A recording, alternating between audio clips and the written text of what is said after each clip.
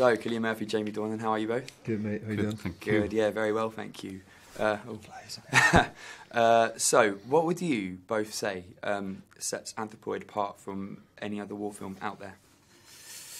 Well, I don't know. I mean, I think the story is, first of all, not very well known outside of the Czech Republic, and I think it'll be quite a revelation to people, cinema goers, you know, to realise that this incident in history took place and how influential it was in the course of the Second World War, and then in the course of how it affected the course of history, really.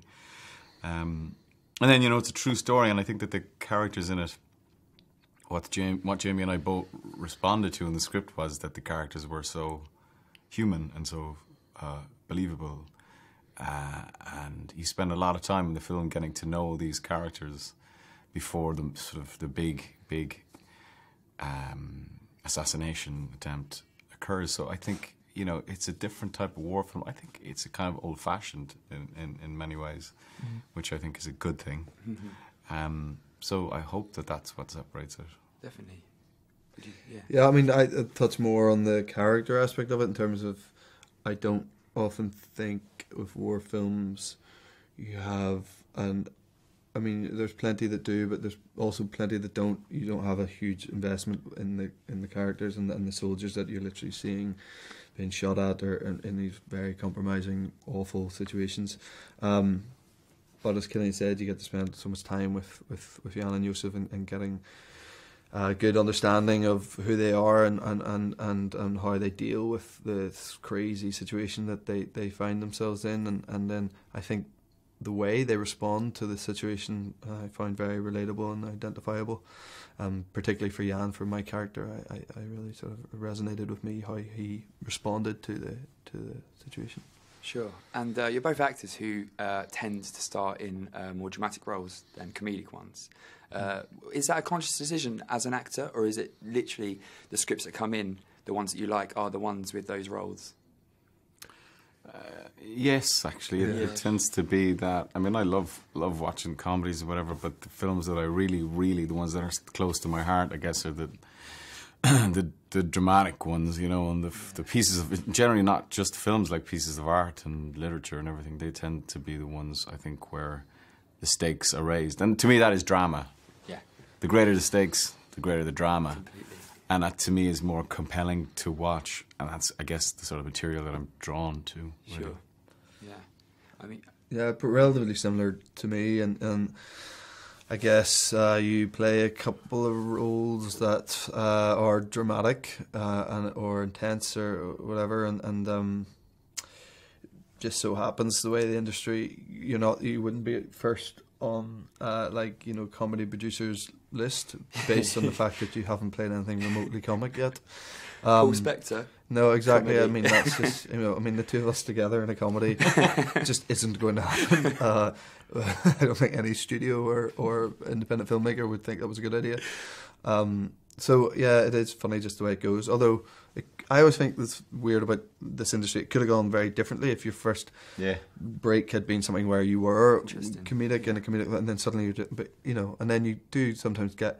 I think there's lots of actors who are comedy actors and they do something dramatic, and you know people go, "Wow, he's really good in that." I was like, why wouldn't he? He's an actor. Why wouldn't exactly. he? Yeah. And as two stars of very different but equally successful BBC dramas, how have you found that has impacted your career?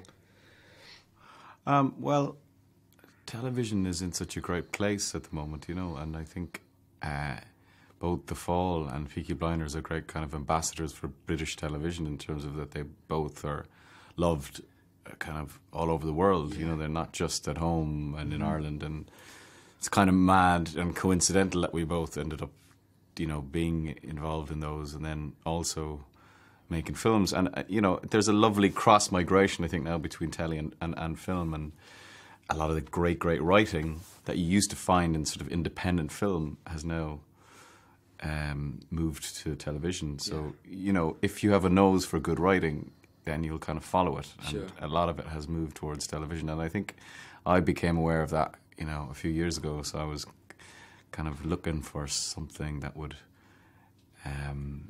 would stimulate me that way in the television world. Sure.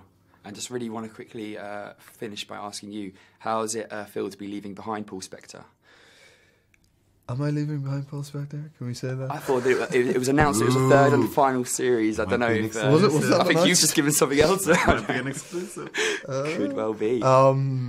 Yeah, look, I mean, that put simply, that job has totally changed my life, professionally, certainly. And like I know Cillian feels with Thomas Shelby in Peaky, like, these are characters I would play it. If they wanted to make The Fall for the rest of my life, I would happily play Paul Spector. I love it, and there's something to be said about television. It's been 4.5 years of my life. The crew are like family to me. I find it hugely comforting to do that job, despite the content and how hard it can be. That television gives you that, you know, which you don't get on movies a lot of the time, and I love that aspect of it. You know, it's the closest thing to sort of normality in our industry, I think, if you're on a series that has multiple series. Yeah. Brilliant.